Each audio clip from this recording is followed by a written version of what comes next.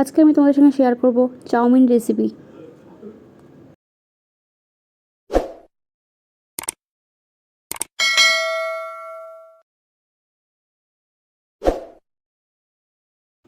চাউমিনগুলো আমি গরম জলে সিদ্ধ করে নিয়েছি, আর এদিকে ডিম আমি ফাটিয়ে রেখেছি।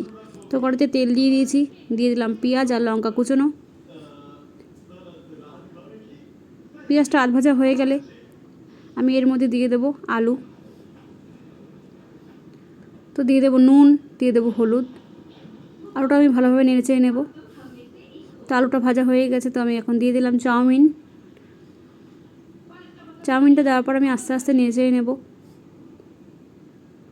এরপর আমি দিয়ে দিলাম ডিম, আবারও নেড়েচেড়ে নেব। এবার আমি এখানে অ্যাড করব গোলমরিচের গুঁড়ো।